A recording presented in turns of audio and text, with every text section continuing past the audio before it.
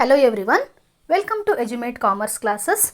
ಇವತ್ತಿನ ವಿಡಿಯೋದಲ್ಲಿ 6 ಮಾರ್ಕ್ಸ್ನ ಒಂದು ಪಕ್ಕಾ question, death of a partner ಮೇಲೆ ಒಂದು ಪ್ರಾಬ್ಲಮನ್ನು ನೋಡೋಣ.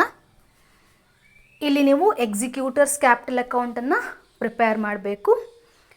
ಡೆತ್ ಆಫ್ ಎ ಪಾರ್ಟ್ನರ್ ಅಂದಿದ ತಕ್ಷಣ 2 ಪಾಯಿಂಟನ್ನು ಕನ್ಸಿಡರ್ ಮಾಡಬೇಕು. ಒಂದು, ಕೊಟ್ಟಿರುವಂತಹ ಲಾಸ್ಟ್ ಬ್ಯಾಲೆನ್ಸ್ ಶೀಟ್ನ ಡೇಟ್, ಹಾಗೆ ಯಾವ ಪಾರ್ಟ್ನರ್ ಡೆತ್ ಆಗಿರ್ತಾರೆ ಅವರು ಡೆತ್ ಆಗಿರುವಂತಹ ಡೇಟ್ ಮತ್ತು ಮಂತ್. ಈ 2 ಡೇಟ್ಗಳ ನಡುವೆ ಎಷ್ಟು ತಿಂಗಳು ನಿಮಗೆ ಕ್ಯಾಲ್ಕುಲೇಷನ್ಗೆ ಸಿಗುತ್ತೆ, ಆ ಕ್ಯಾಲ್ಕುಲೇಷನ್ ಕರೆಕ್ಟಾಗಿ ನೀವು ಮಾಡಿದ್ರಿ ಅಂತ ಅಂದರೆ ಮುಂದಿನ ಎಂಟ್ರಿಗಳನ್ನು ಹಾಕಬೇಕಾದಾಗ ಅಲ್ಲಿ ಕ್ಯಾಲ್ಕುಲೇಷನ್ ನಿಮಗೆ ಮಿಸ್ ಆಗಲ್ಲ. ಅದನ್ನು ಸರಿಯಾಗಿ ಮಾಡ್ಕೋಬೇಕು. ಪ್ರಾಬ್ಲಮ್ನ ನೋಡ್ತಾ ಹೋಗೋಣ. ರಾಜೇಶ್, ರಾಕೇಶ್ ಮತ್ತು ರಮೇಶ್ ಅನ್ನುವಂತಹ 3 ಜನ ಪಾರ್ಟ್ನರ್ಸ್ ಇದ್ದಾರೆ. ಅವ್ರದ್ದು ಪ್ರಾಫಿಟ್ ಶೇರಿಂಗ್ ರೇಷಿಯೋ ಕೊಟ್ಟಿದ್ದಾರೆ 3:2:1. ಅವ್ರದ್ದು ಹಳೆ ಬ್ಯಾಲೆನ್ಸ್ ಶೀಟ್ನ ಪ್ರಕಾರ ಅವರ ಕ್ಯಾಪಿಟಲ್ ಎಷ್ಟಿದೆ, 1,90,000, 60,000 ರೆಸ್ಪೆಕ್ಟಿವ್ಲಿ ಅಂತ ಹೇಳಿದ್ದಾರೆ. ರಾಜೇಶ್ ಅನ್ನುವಂತಹ ಪಾರ್ಟ್ನರು ಡೆತ್ ಆಗಿದ್ದಾರೆ. ಯಾವಾಗ ಡೆತ್ ಆಗಿದ್ದಾರೆ? 1/10/2024 ರಾಜೇಶ್ ಅನ್ನುವಂತಹ ಒಬ್ಬ ಪಾರ್ಟ್ನರ್ ಡೆತ್ ಆಗಿದ್ದಾರೆ. ಇಲ್ಲಿ ನೋಡಿ, 2 ಡೇಟು ಇಲ್ಲಿ ಸಿಕ್ಕಿದೆ. ಲಾಸ್ಟ್ ಬ್ಯಾಲೆನ್ಸ್ ಶೀಟ್ ಯಾವಾಗ ಕೊಟ್ಟಿದ್ದಾರೆ ಅವರು? 1/4/2024. ಅದರ ಪ್ರಕಾರ ಅವರ ಕ್ಯಾಪಿಟಲನ್ನು ಕೊಟ್ಟಿದ್ದಾರೆ. ಹಾಗೆ ಅವರು ಡೆತ್ ಆಗಿರುವಂಥದ್ದು 1/10/2024. 2 ಡೇಟ್ಗಳು ಕೂಡ ನಿಮಗೆ ಇಲ್ಲೇ ಸಿಕ್ಕಿದೆ. ಇಲ್ಲೇ ಕ್ಯಾಲ್ಕುಲೇಷನನ್ನು ಮಾಡ್ಕೊಂಡು ಬಿಡ್ಬೋದು. 1/4/2024ರಿಂದ 1/10/2024 ಕೂಡ ಅವರು ಇದ್ದರು. 1ನೇ ತಾರೀಕು ಡೆತ್ ಆಗಿದ್ದಾರೆ, 30 ಹಿಂದಿನ ತಿಂಗಳು 30ರವರೆಗೂ ಅವರು ಇದ್ದರು. ಕ್ಯಾಲ್ಕುಲೇಷನ್ ಮಾಡಿದರೆ 1/4/2024, 1/10/2024 ಎಷ್ಟು ತಿಂಗಳಾಗತ್ತೆ ನೋಡಿ. 1 ಅಂತ ಅಂದರೆ 1/4 ಅಂತ ಅಂದರೆ ಮಂತ್ನ ಸ್ಟಾರ್ಟಿಂಗ್, ಅದನ್ನು ಕಂಪ್ಲೀಟಾಗಿ ತಗೋಬೇಕು. ಡೆತ್ ಆಗಿರುವಂಥದ್ದು ತಿಂಗಳ ಮೊದಲನೇ ದಿನ, ಹಾಗಾಗಿ ಹಿಂದಿನ ತಿಂಗಳವರೆಗೂ ಕನ್ಸಿಡರ್ ಮಾಡಬೇಕು. 4, 5, 6, 7, 8, 9. ಯಾಕಂದರೆ 10ನೇ ತಿಂಗಳ ಮೊದಲನೇ ದಿನವೇ ಅವರು ಡೆತ್ ಆಗಿದ್ದಾರೆ. ಹಾಗಾಗಿ ಅದನ್ನು ಕನ್ಸಿಡರ್ ಮಾಡೋದಕ್ಕೆ ಆಗಲ್ಲ. ಹಾಗಾಗಿ ನೀವು ಆ ಡೇಟನ್ನು ಕರೆಕ್ಟಾಗಿ ನೋಡ್ಕೋಬೇಕು. ಏನು ಡೇಟ್ ಕೊಟ್ಟಿರ್ತಾರೆ, ಈಗ 31/10 ಅಂತ ಕೊಟ್ಟಿದ್ರೆ ಆ ತಿಂಗಳೂ ಕೂಡ ಕನ್ಸಿಡರ್ ಮಾಡಬೇಕಿತ್ತು. ಇಲ್ಲಿ 1/10 ಅಂತ ಇದೆ, ಹಾಗಾಗಿ ಅದನ್ನು ಬಿಡಬೇಕು. ಈಗ ಅವರು ಎಷ್ಟು ತಿಂಗಳು ಬದುಕಿದ್ರು? 6 ತಿಂಗಳು ಬದುಕಿದ್ರು. ಮುಂದಿನ ಎಲ್ಲ ಕ್ಯಾಲ್ಕುಲೇಷನ್ಗಳು ಕೂಡ ಎಷ್ಟು ತಿಂಗಳಿಗಿರಬೇಕು? 6 ತಿಂಗಳಿಗೆ ಇರಬೇಕು. 6 ಮಂತ್ಸಿಗೆ ಕ್ಯಾಲ್ಕುಲೇಷನ್ ಇರಬೇಕು. ಇಲ್ಲಿ ಕ್ಯಾಲ್ಕುಲೇಷನನ್ನು ಮಾಡಿಕೊಂಡ್ವಿ. ನೆಕ್ಸ್ಟ್ ನೀವು ಅದನ್ನು ನೋಟಲ್ಲಿ ತೋರಿಸ್ಬೇಕು, ಕ್ಲೀನಾಗಿ ನೋಟಲ್ಲಿ ಕ್ಯಾಲ್ಕುಲೇಷನನ್ನು ತೋರಿಸ್ಬೇಕು. ನೆಕ್ಸ್ಟ್ ಪ್ರಾಬ್ಲಮ್ ನೋಡಿ.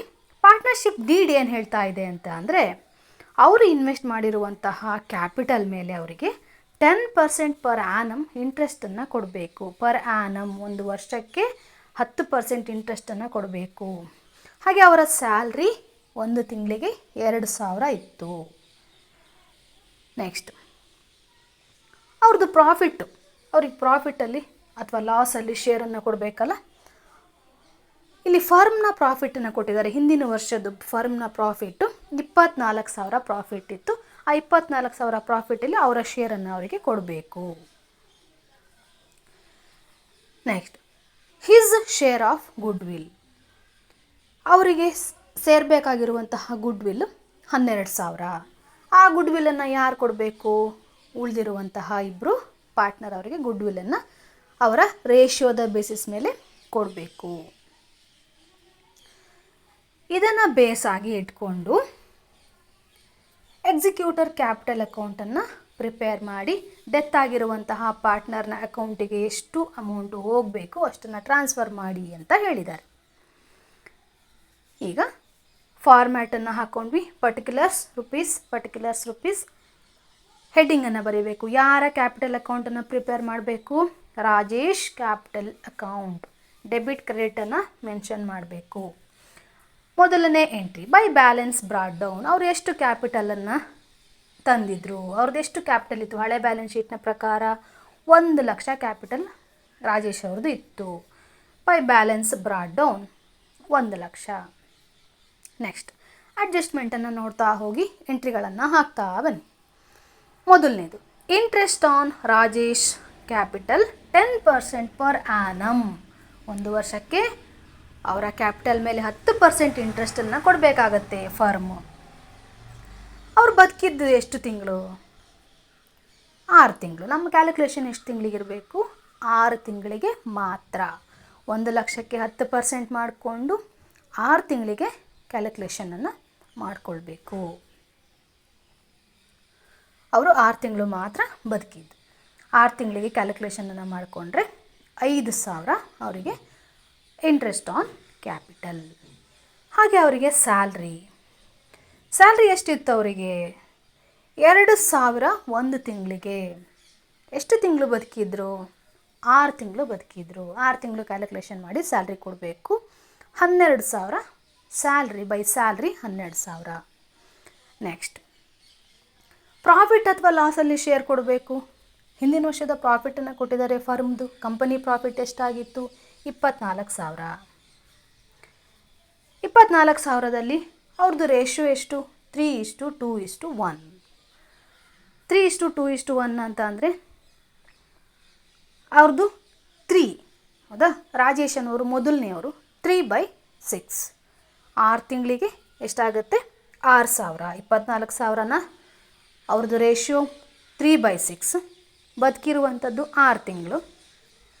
ಹಾಗಾಗಿ ಕ್ಯಾಲ್ಕುಲೇಷನ್ ಮಾಡಿದರೆ 6,000 ಅವರಿಗೆ ಪ್ರಾಫಿಟ್ಟಲ್ಲಿ ಶೇರ್ ಹೋಗಬೇಕು.